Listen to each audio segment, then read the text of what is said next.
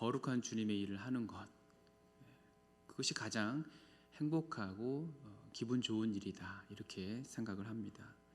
여러분, 사람과 사람이 만나서 인연을 맺어가고 그 안에서 교제하고 또 다른 만남을 이어가는 것, 그것이 우리 인생의 가장 기분 좋고 행복한 일이다, 이렇게 생각합니다. 여러분도 동의하시나요? 동의하든 안 하든 저는 그렇게 믿습니다.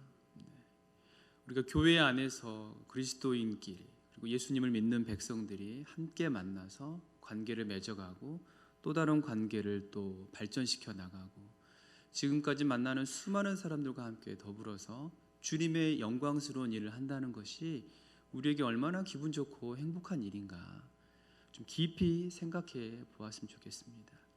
앞에서 말한 두 가지의 경우는 자기 개인적인 행복이고 기분 좋은 일이라면, 나중에 말씀드린 내용은 우리 공동체의 가장 기분 좋고 행복한 일인 줄 믿습니다.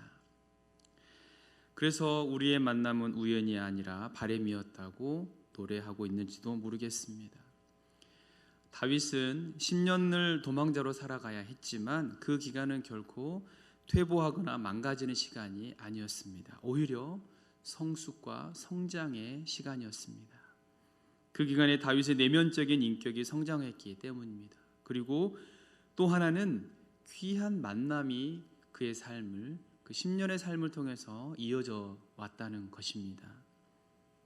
하나님과의 만남, 하나님이 보내주신 사람들과의 만남, 이것이 그가 보낸 고통의 기간에 얻어낸 소중한 열매들이었습니다. 그 가운데 오늘 본문에 등장하는 아비가일과의 만남은 다윗에게 또 다른 자신을 발견하고 위로가 또 격려가 되는 그런 만남이었다라고 평가할 수 있습니다. 아비가일은 사무엘상 25장 3절에서 이렇게 소개하고 있습니다. 그 여자는 총명하고 용모가 아름다운 사람이라고 소개합니다. 영어 성경으로 보니까 She was an intelligent and beautiful woman이라고 기록되어 있습니다. 여기서 intelligent라고 하는 단어, 여러분 아실 만한 분들은 다 아실 거예요. 정말 명석하고 똑똑하고 지혜롭다, 이런 뜻으로 사용하는 단어입니다.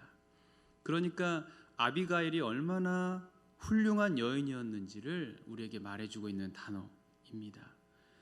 최고의 표현으로 극찬을 하고 있는 것을 볼 수 있어요. 그런데 한 가지 주목해야 할 내용, 그것은 바로 환상적인 단어로, 언어로 이렇게 그 여인을 칭찬하는 반면 그의 남편은 완전히 잔인할 만큼 직선적이고 아주 부정적인 단어로 표현하고 있다는 사실입니다. 25장 2절과 3절 부분에서 보면 그를 묘사하기를, 나발은 마온에서 알아주는 부자이면서 그 남자는 완고하고 행실이 악하며 그는 갈렙 족속이었다, 이렇게 소개하고 있습니다.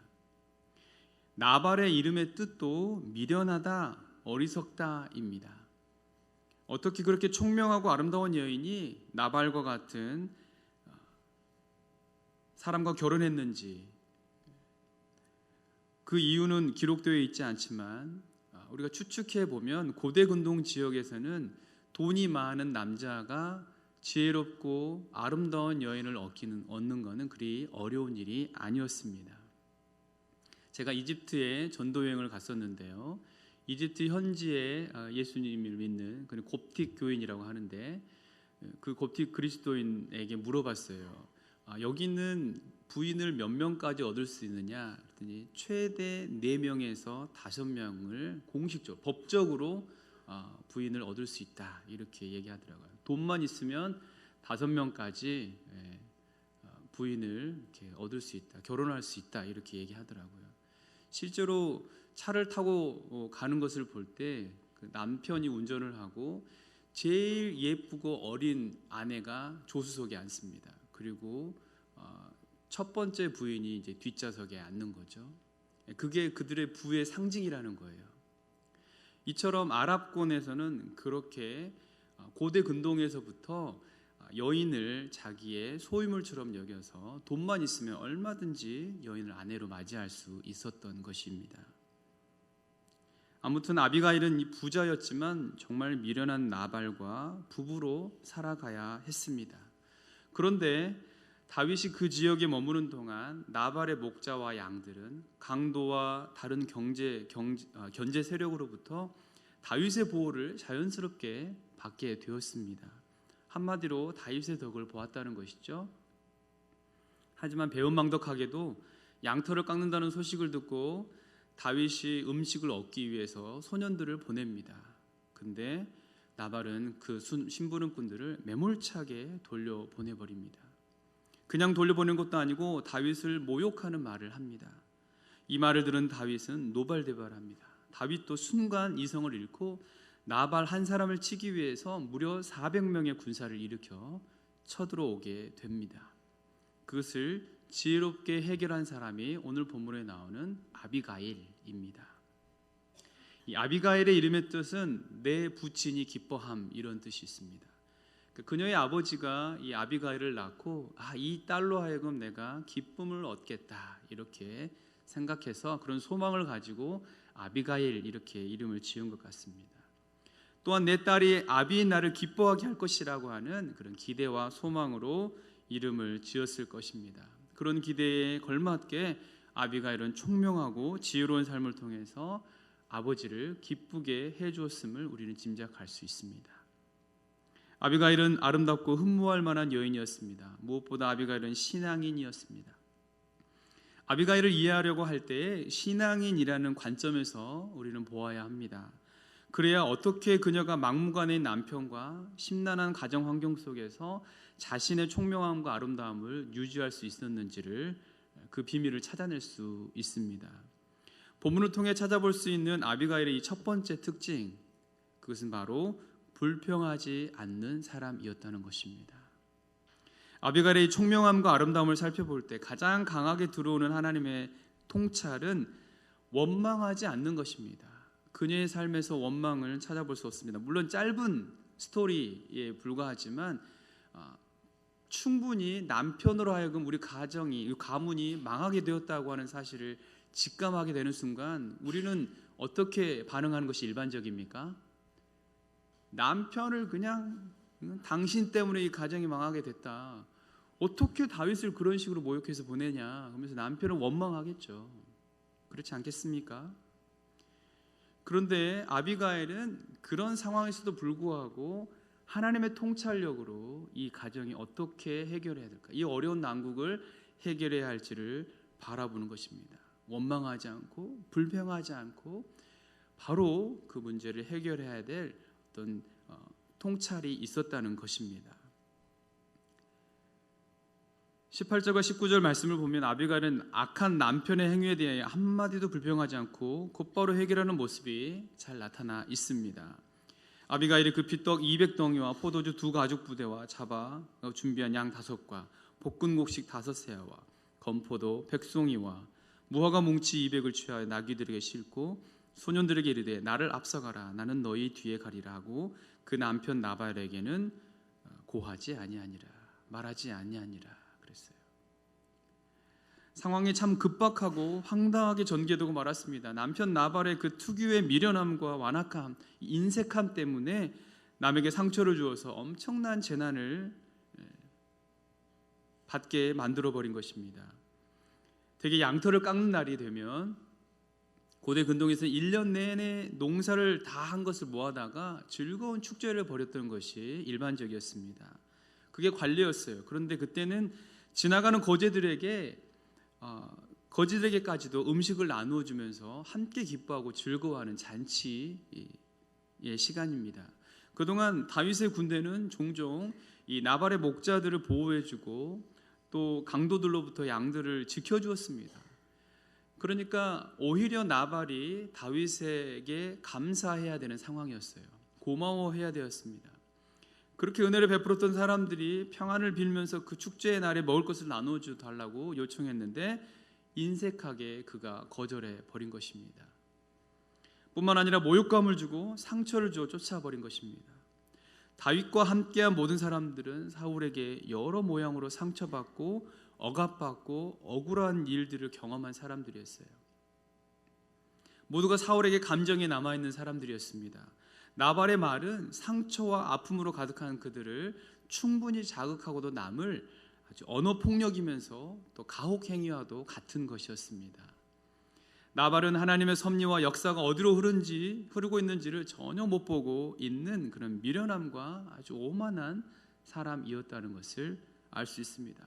비록 다윗이 지금 도망자의 신분이지만 생각이 있는 사람이라면 이스라엘 백성 누구나 이 다윗이 하나님께 기름 부음을 받은 사람이고 그래서 다윗을 보호하고 계신다는 것을 알았습니다.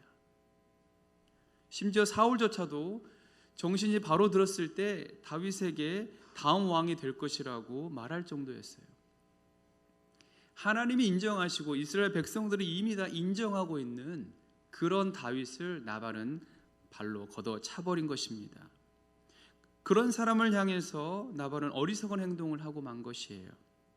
그런 이유가 아니더라도 이 소중한 만남으로 이어갈 수 있는 기회를 자기 스스로 발로 차버린 것입니다. 뿐만 아니라 나발은 현실 감각도 없는 사람이었습니다. 다윗이 도망자이긴 했지만 그에게는 몇 명의 군사가 있었습니까? 600명이라는 군사가 있었어요. 600명 적은 숫자가 아니죠.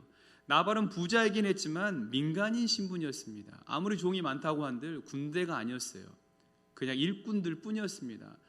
다윗이 맘만 먹으면 하루아침에 나발의 집을 쑥대밭으로도 만들 수 있는 그런 상황이었던 것이죠.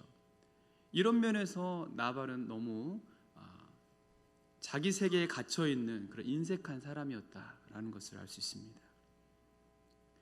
모든 상황이 급하게 돌아가는 이 절체절명의 위기 속에서 본문에 등장하는 이 아비갈의 행동에서 발견할 수 있는 두 가지 교훈이 있습니다. 첫째로 아까도 말씀드렸습니다만 아비갈은 이 남편의 이 무지한 행동 때문에 집안이 멸절당할 수도 있는 상황에서 결코 불평하지 않았다는 것입니다.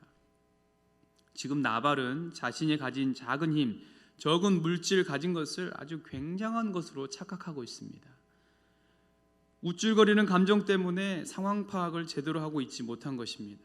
이런 남편의 행동을 알게 된 이 아비가일의 속은 어쩌면 새까맣게 타버렸을지도 모릅니다. 언제까지 이렇게 살아가야 하는가? 언제까지 참아야 할 것인가? 라며 분노를 터뜨리고도 남았을 것이에요. 나발의 이런 무책임하고 오만한 행동이 처음이 아니라는 사실을 본문을 읽다 보면 우리 가히 짐작하고도 남습니다. 그때마다 아비가일은 남편이 저지른 일들을 수습했을 것입니다. 그러나 성경 어디에도 아비가일이 단 한마디라도 남편을 원망하거나 불평했다는 흔적이 없습니다.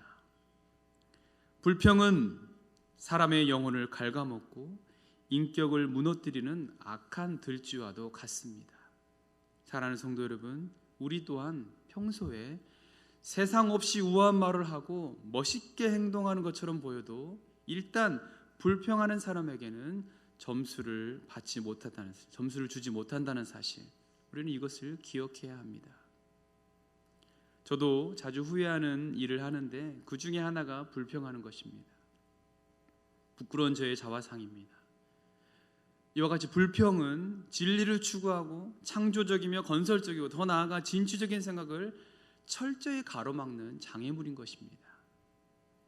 사랑하는 여러분, 우리 생각이나 말에서 불평이 사라지기를 결단하는 주님의 백성 되시기를 간절히 바랍니다. 이스라엘 백성들이 출애굽한 후에 가나안 땅으로 가는 여정 가운데 종종 불거져 있었던 문제가 무엇이었습니까? 이 불평이었습니다. 그들이 터뜨렸던 모든 악한 것들, 하나님을 슬프게 하고 자신들의 고통을 주고 공동체의 뒷문을 열어줘서 악이 들어오도록 허용했던 단 한 가지 원인, 그것은 원망 혹은 불평이었습니다. 그러므로 불평하는 것은 바로 원망하는 것입니다. 상황과 환경에 상관없이 불평은 악한 것입니다. 그 상황에서는 그럴 수밖에 없다고 생각될지라도 입에서 불평과 원망이 나오는 순간 그는 더 이상 아름답지도 총명하지도 않게 되는 것입니다. 아비가일은 그 상황 속에서 단 한마디도 불평하거나 원망하지 않았습니다. 대신 음식을 준비해서 다윗에게 나아가고 있습니다. 19절 말씀입니다. 소년들에게 이르되 나를 앞서가라, 나는 너희 뒤에 가리라 하고 그 남편 나발에게는 말하지 아니하니라. 여러분, 사람들은 보통 불평하지 않는 것을 그냥 입으로 불만을 내뱉지 않으면 되는 줄로 압니다. 그러나 불평은 꼭 말로만 하는 것이 아니죠. 말은 하지 않지만 눈으로 말하는 사람도 있습니다. 얼굴 표정으로 말하는 사람도 있습니다. 말은 하지 않아도 표정만으로 분위기를 험악하고 썰렁하게 만드는 사람도 있습니다. 여러분, 불평 중에 최상급 불평인 것입니다. 불평하지 않는다는 것은 두 가지를 포함하고 있는데요. 하나는 그 모든 문제와 어려움을 자기 자신이 감당하려는 자세의 전환이다, 이렇게 표현할 수 있습니다. 불평하지 않는 것, 그것은 내가 이 문제를 어떻게든 해결하겠다라고 하는 자세를 취한다는 것입니다. 불평하지 않는 말, 문제에 대해서 다른 사람의 탓으로 돌리거나 비난하지 않고 자신이 감당하고 책임진다는 그런 자세 전환을 말하는 것입니다. 24절에 그가 다윗의 발에 엎드려 이르되 내 주여 원하건대 이 죄악을 나 곧 내게로 돌리시고 여종에게 주의 귀에 말하게 하시고 이 여종의 말을 들으소서. 여러분, 이 죄악을 내게 돌리라, 이 말이 여러분 쉬운 것 같지만 그렇게 쉬운 것은 아닙니다. 내면이 튼튼하지 않고서는 결코 할 수 없는 말입니다. 내면이 약한 사람은 절대 이 말을 하지 못합니다. 하나님으로 인해 충족되고 하나님에 의해서 내면이 치유된 사람이 아니고서는 이렇게 말할 수 없는 것입니다. 다윗을 모욕하여 문제를 일으킨 사람은 남편 나발이지 아비가일이 아니었습니다. 다윗이 나발에게 사람을 보냈을 때 그녀는 그 사실을 알지도 못했습니다. 그러나 그래도 그 죄악은 내 것입니다. 내가 책임지겠습니다. 왜냐하면 나는 그의 아내니까. 이렇게 말하는 아비가일의 자세가 바로 불평하지 않는 사람의 모습이다라는 것입니다. 모든 책임을 자신에게 돌리는 것입니다. 불평하지 않는 것이 포함하는 또 다른 의미, 그것은 그 일을 내가 해결하려고 행동하는 것입니다. 자세 전환을 먼저 했죠. 그럼 이제 행동으로 옮기는 것입니다. 불평과 원망은 일종의 신음과 비명입니다. 신음소리를 크게 낸다고 해서 치유가 일어나는 것은 아니듯이 원망과 불평을 한다고 해서 문제가 해결되는 것은 아니죠. 신음은 치유의 도구가 아니듯이 원망과 불평 또한 문제 해결의 도구가 아닙니다. 아무리 비명을 크게 질러도 병은 고쳐지지 않습니다.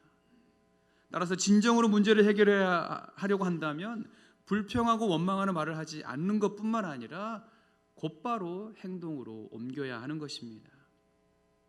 나발의 일을 저질렀다는 소식을 듣자마자 아비가일이 급히 음식을 나귀에 싣고 출발한 것은 바로 이런 일이 처음이 아니라는 사실을 말해주고 있습니다. 그녀는 남편이 황당한 일을 저질렀을 때마다 어떤 조치를 취하기 시작했습니다. 우리 주위에도 남편이 사고 쳐가지고 젊었을 때 죽도록 고생했다고 하는 우리 여자 성도님들 가끔 듣습니다. 얼마나 인생이 험악한 세월을 보냈는지를 듣고 참 공감이 가는 부분이 있습니다. 그렇지만 그렇게 험악한 세월을 살아오고 지금 하나님을 만나서 감사하다는 간증을 들을 때 또 다른 감동이 있는 것이죠. 마찬가지로 아비가일 또한 남편이 황당한 일을 저질렀을 때마다 어떤 조치와 또 해결을 해가면서 그러한 내면이 점점 튼튼해지고 내공이 쌓였다라고 생각할 수 있습니다. 이것은 쉬운 일이 아닙니다. 아비가일의 내면에 하나님으로 가득 차 있지 않고서는 불가능한 일이었다는 사실입니다. 그러므로 사랑하는 성도 여러분, 우리의 삶에서 불평과 원망이 사라지기를 축복합니다. 그것이 우리가 주님의 자녀로서 총명함과 아름다움을 유지할 수 있는 비결인 줄 믿습니다. 아비가일이 그 총명함과 아름다움을 유지할 수 있었던 두 번째 비결은 그녀가 하나님의 존재를 알고 그 뜻과 섭리를 깨달으며 하나님의 일에 사용되는 사람이었기 때문입니다. 그런 이유로 그녀는 미련한 남편이라는 최악의 환경 속에서도 총명함과 아름다움을 잃지 않았던 것입니다. 다윗은 시편 14편 1절에서 미련하고 어리석은 자에 대하여 다음과 같이 노래하고 있습니다. 어리석은 자는 그 마음에 이르기를 하나님이 없다 하도다. 그들은 부패하고 소행이 가증하여 선을 행하는 자가 없도다. 나발에게는 살아계신 하나님에 대한 자각이 없었습니다. 하나님이 살아계시는 것을 알았다면 그런 악한 행동은 하지 않았을 것입니다. 그래서 미련하다는 의미가 곧 하나님의 존재를 인식하지 않는다는 말과 같다는 것입니다. 반면 아비가일의 총명함은 하나님이 살아계심을 알고 인정하는 데서 나옵니다. 총명의 근원은 바로 하나님이시기 때문입니다. 우리가 잘 아는 말씀 잠언서 1장 7절에서도 지혜의 근본은 하나님을 경외하는 것이라고 말씀하고 있습니다. 잠언 2장 6절에서 8절에서도 다음과 같이 말씀합니다. 대저 여호와는 지혜를 주시며 지식과 명철을 그 입에서 내시며 그는 정직한 자를 위하여 완전한 지혜를 예비하시며 행실이 온전한 자에게 방패가 되시나니 대저 그는 정의의 길을 보호하시며 그의 성도들의 길을 보존하려 하심이니라. 아멘. 사랑하는 성도 여러분, 하나님의 살아계심을 자각하는 사람에게 반드시 따라오는 것은 하나님의 섭리와 뜻이 무엇인지 볼 수 있는 눈입니다. 하나님이 지금 하고 계시는 일이 무엇인지, 그리고 하나님이 지금 나에게 원하시는 일이 무엇인지 볼 수 있는 눈이 열리는 것입니다.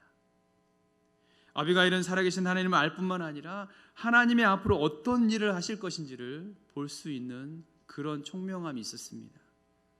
그래서 다윗을 향해 다음과 같이 축복한 것입니다.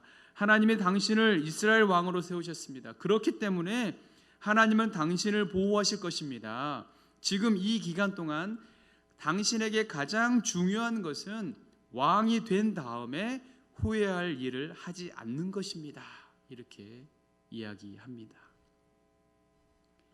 하나님이 다윗을 왕으로 세우셨기 때문에 기다리는 동안 왕이 된 다음에 후회할 일, 창피한 일을 해서는 안 된다는 이 아비가일의 이 통찰은 그야말로 하나님의 섭리를 꿰뚫는 그런 말이 아닐 수 없습니다.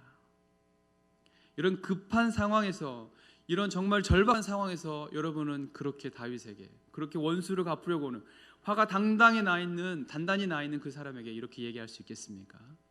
정말 어려운 일이죠. 2번씩이나 사울을 제거할 수 있는 유혹을 뿌리치고 하나님의 기름 부음 받은 자를 죽이지 않겠다는 결단을 했던 다윗입니다. 복수는 꿈도 꾸지 않을 것이라고 결심했던 다윗이 나발의 그 한마디 때문에 와르르 무너지고 말았습니다. 또한 다윗은 자기의 개인적인 분노 때문에 하나님이 주신 힘과 군대를 사용하는 사울과 똑같은 과오를 범하고 만 것입니다. 이처럼 미련하고 완악한 말은 다른 사람의 폭력과 보복의 마음을 끄집어내는 아주 큰 힘이 있습니다. 여러분, 사람들은 자신의 상처난 자존심을 건드릴 때 무너지지 않을 사람 거의 없습니다. 그런 경험 많이 해보셨죠? 그럴 때 우리는 조심해야 합니다. 자칫 잘못하면 완전히 무너져 버릴 수 있기 때문입니다. 이때 무너지지 않고 마음을 지키는 비결은 우리가 하나님을 기억하며 이것이 영적 전쟁이라는 사실을 깨닫는 것입니다. 또한 지금 하고 있는 이 행동의 마음의 동기를 우리가 살피고 그것이 진리의 바탕을 둔 행동인가, 이것을 살피는 것입니다. 다윗은 아비가일을 통해서 자신을 살피고 정신을 차릴 수가 있었습니다. 우리 28절 말씀을 다 함께 읽어보겠습니다. 28절, 주의 여종의 허물을 용서하여 주옵소서. 여호와께서 반드시 내 주를 위하여 든든한 집을 세우시리니 이는 내 주께서 여호와의 싸움을 싸우시며 내 주의 일생에 내 주에게서 악한 일을 찾을 수 없음이니이다. 네, 아비가일은 지금 다윗이 생명을 걸고 싸워야 할 일은 자신을 위한 싸움이 아니라 여호와의 싸움임을 상기시켜주고 있습니다. 당신은 여호와께서 세우신 이스라엘의 왕이 될 사람인데 지금 이거 하나 원수 갚자고 여기까지 달려온 것입니까? 하나님이 당신을 세우신 그 이유와 목적을 한번 생각해 보십시오. 이 말을 들은 다윗은 지금 자신이 무엇을 해야 하는지를 바로 깨달았습니다. 그리고 흥분을 가라앉히고 총명하고 아름다운 아비가일에게 다음과 같이 말합니다. 우리 32절과 33절을 우리 다시 한번 오늘 읽진 않았지만 32절과 33절 말씀을 읽겠습니다. 다윗이 아비가일에게 이르되 오늘 너를 보내어 나를 영접하게 하신 이스라엘의 하나님 여호와를 찬송할지로다. 또 내 지혜를 칭찬할지며 또 내게 복이 있을지로다. 오늘 내가 피를 흘릴 것과 친히 복수하는 것을 내가 막았느니라. 아멘. 이 일을 나중에 알게 된 나발은요, 어떻게 됩니까? 열흘 후에 갑자기 세상을 떠납니다. 그 많은 재산을 남겨두고, 그리고 아비가일은 자신을 데리러 온 다윗의 사람들을 따라가 다윗의 아내가 됩니다. 여러분, 지금 상식적으로 보면 이해가 안 되죠. 남편 죽었는데 바로 다른 남자에게,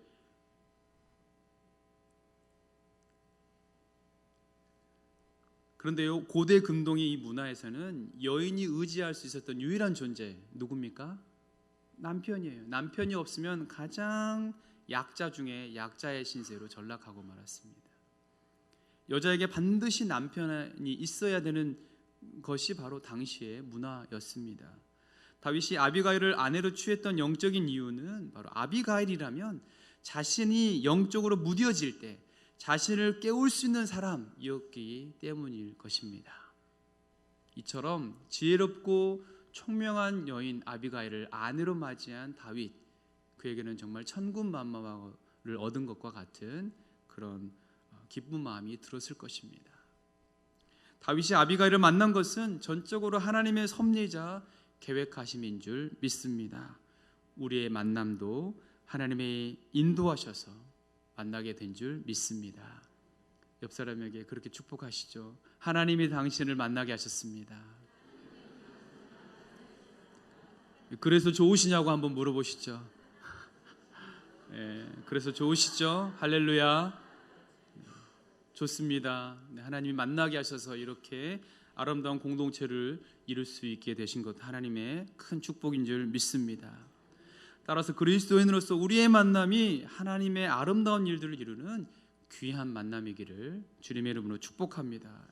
그러므로 사랑하는 성도 여러분, 말씀을 맺겠습니다. 우리는 사람들을 만날 때 다음의 세 가지 기도 제목을 품고 만남의 복을 경험하시기를 원합니다. 첫째, 우리는 어떤 상황에 있든지 우리에게 있는 총명함과 아름다움을 잃지 않는 사람이 되기를 함께 기도해야 합니다. 우리가 피치 못할 상황이나 어려운 환경 가운데 있다 할지라도 우리 안에 있는 총명함과 아름다움을 잃지 않은 사람, 하나님의 사람이 되기를 함께 기도하자는 것입니다. 둘째, 우리의 삶 가운데 아비가일과 같은 사람을 만나서 함께 교제하고 함께 동역하며 살아갈 수 있는 축복을 살게 해달라고 기도해야 합니다. 지금 나와 함께 하고 있는 이 남편과 아내가 아비가일과 같은 사람이 되기를 기도해야 할 것입니다. 우리가 만나는 사람이 아비가일 같은 사람이 되기를 또한 기도해야 합니다. 그리고 우리 자신이 다른 사람에게 아비가일과 같은 존재가 되기를 소망하고 구해야 할 것입니다. 마지막 셋째, 우리가 섬기는 교회가 이런 아비가일과 같은 성도로 가득 찰 수 있기를 위해서 함께 기도해야 할 것입니다. 내가 이 교회에 아비가일과 같은 사람이 되고 나를 통해 은혜와 사랑이 회복되는 공동체 되기를 소망해야 할 줄 믿습니다. 그래서 우리의 삶 속에서 결코 퇴보하지 않고 날마다 아름다운 성장을 이루시는 복된 주님의 백성 되시기를 주님의 이름으로 간절히 축원합니다.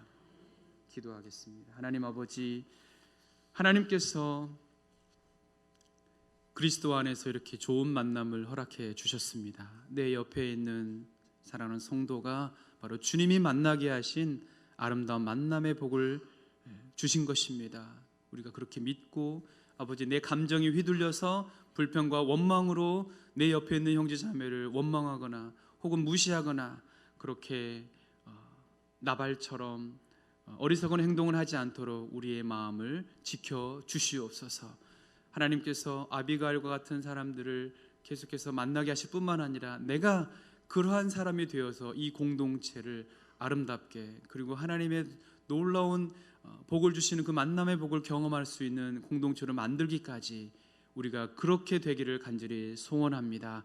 우리 공동체가 그렇게 하나님의 지혜와 총명이 가득한 사람으로 가득 채워지는 놀라운 은혜를 허락하여 주시옵소서.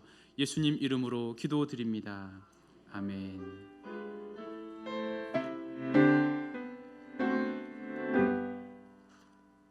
찬송가 341장 부르시겠습니다.